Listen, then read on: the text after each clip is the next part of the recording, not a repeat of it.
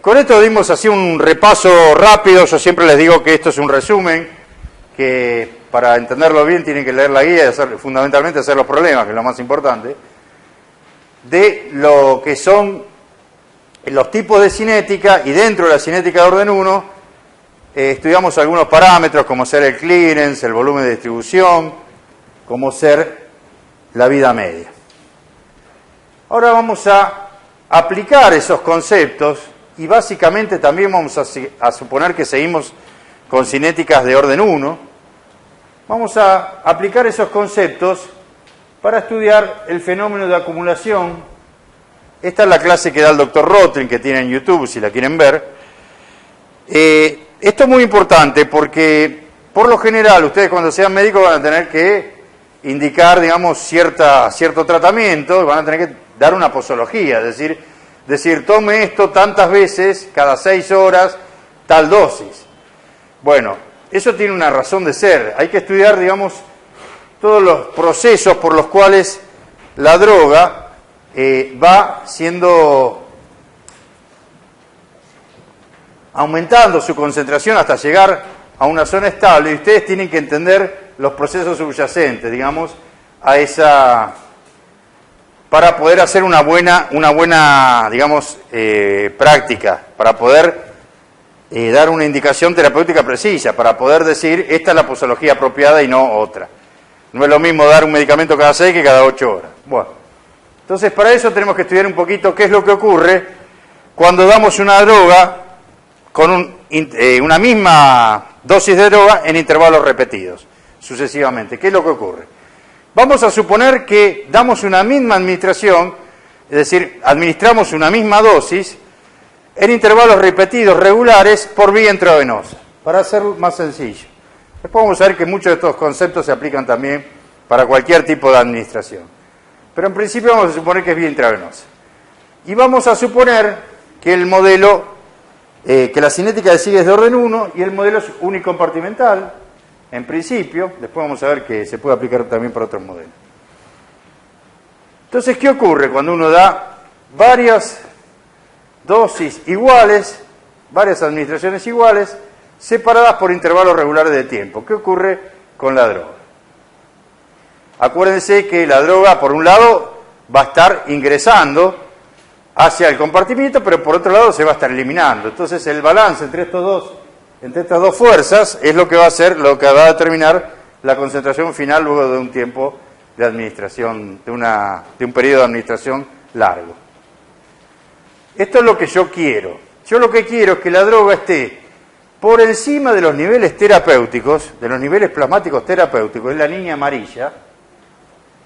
O sea, yo quiero llegar a una concentración estable, donde el paciente esté todo el tiempo con una concentración de droga por encima del límite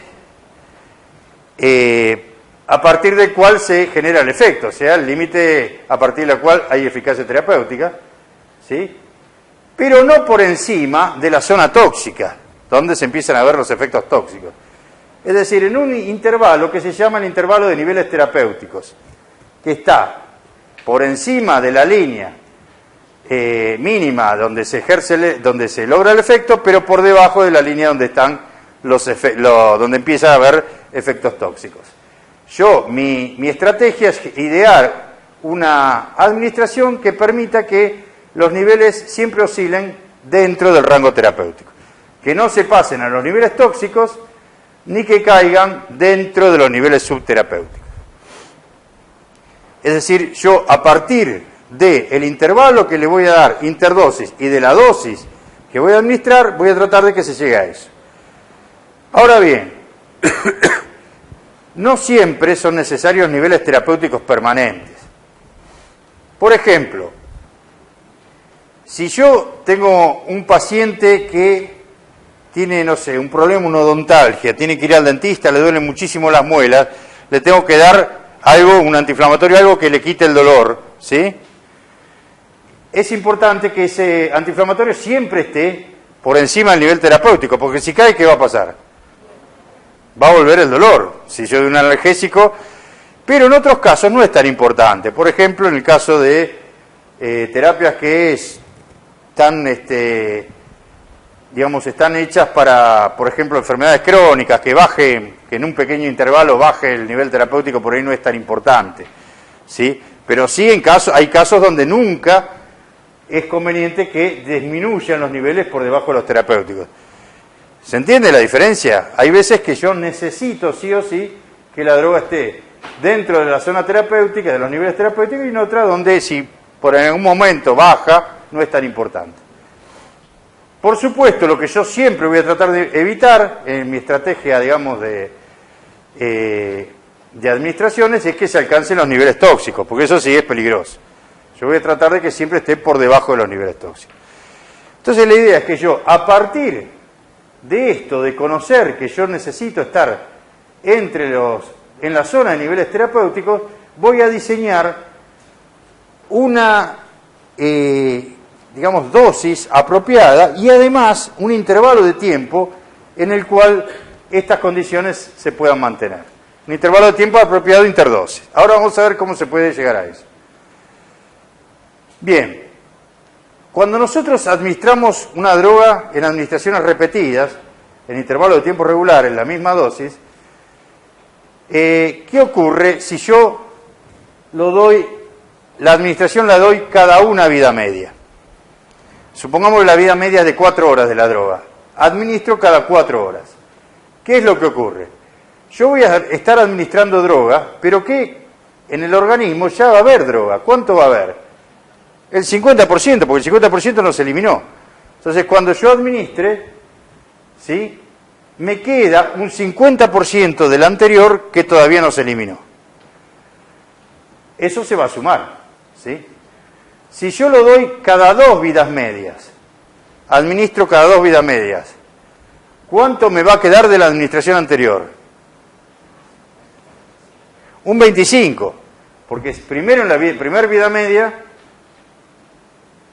queda un 50 de la primera vida media y después una segunda vida media pasa de 50 a 25. Me va a quedar un 25 remanente del anterior. Es decir, que cuando haga la segunda administración yo no voy a empezar de cero, sino que ya va a haber un 25% remanente de la administración anterior. ¿Se entiende? Si yo administro y doy la segunda administración luego de 3 vidas medias, me va a quedar un remanente del anterior que es un 12,5, que se va a sumar a lo que yo dé. Y si yo administro cada 4 vidas medias, haciendo el mismo razonamiento, me va a quedar un remanente de 6,25% que yo puedo considerar que es, a los fines prácticos, prácticamente nulo. ¿Está bien? La conclusión es que si mi segunda administración, se da luego de haber pasado 4 vidas medias, prácticamente todo lo que había del anterior se eliminó y no se va a acumular nada. ¿Se entiende? ¿Más o menos? Eso es lo que quiero que entiendan. Que si mi segunda administración, después de la primera, ya pasaron 4 vidas medias, prácticamente se eliminó todo lo anterior y la segunda administración va a ser va a llegar a los mismos niveles que llegó la primera. No va a haber acumulación. ¿Sí? Bueno, entonces, acumulación. Dice acá, en administraciones repetidas con intervalos inferiores a 4 vidas medias, los niveles séricos van a ir subiendo y eso se llama acumulaciones. ¿Por qué decimos con intervalos inferiores a 4 vidas medias? Porque si pasa ya no se acumula, porque no queda nada de la administración inmediatamente anterior, ¿se entiende? Bueno. Ahora bien, este proceso, la acumulación, es autolimitado. ¿Y por qué es autolimitado? Dijimos que la cinética es de orden 1, la que seguíamos. A medida que aumentan las concentraciones séricas, ¿qué aumenta también? La velocidad de eliminación.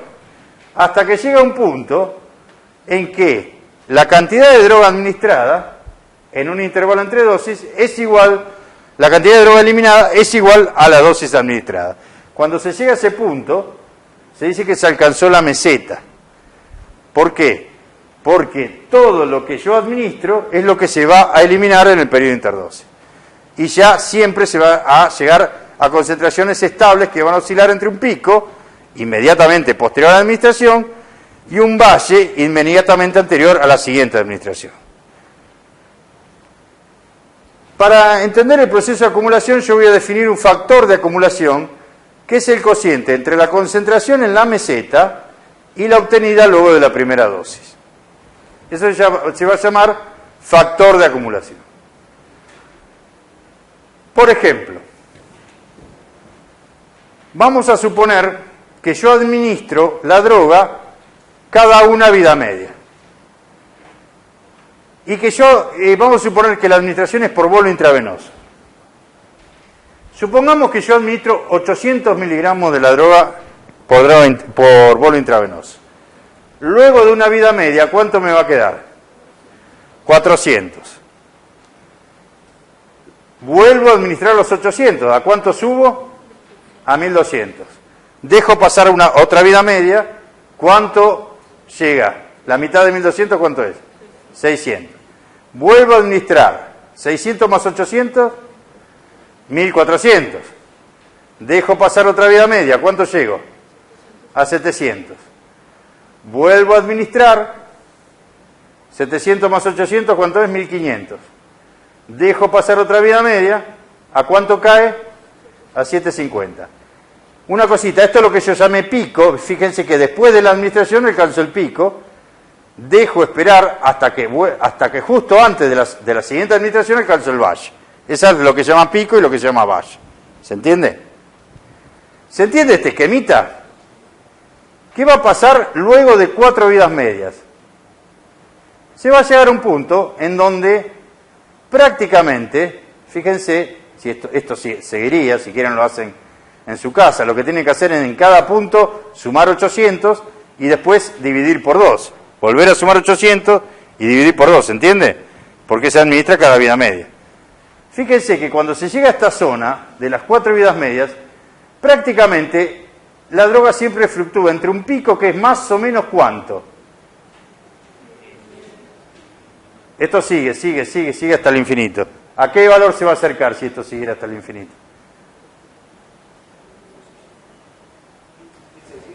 A 1600. ¿Y acá abajo a cuánto se acercaría si siguiera hasta el infinito? ¿A? 800. Bueno, esto es típico de todas las administraciones que se dan repetidas cada una vida media, independientemente de la dosis inicial.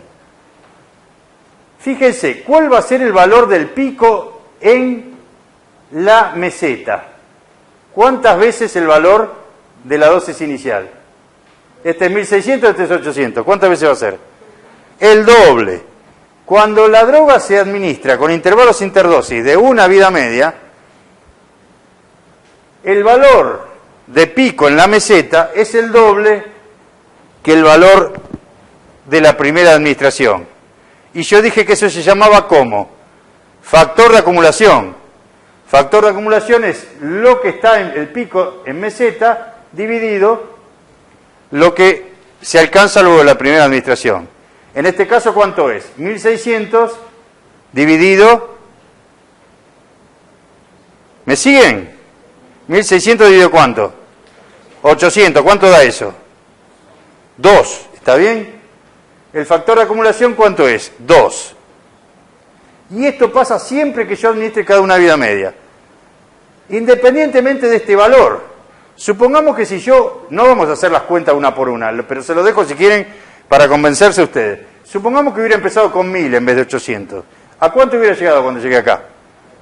A 2000. ¿Y cuál sería el factor de acumulación?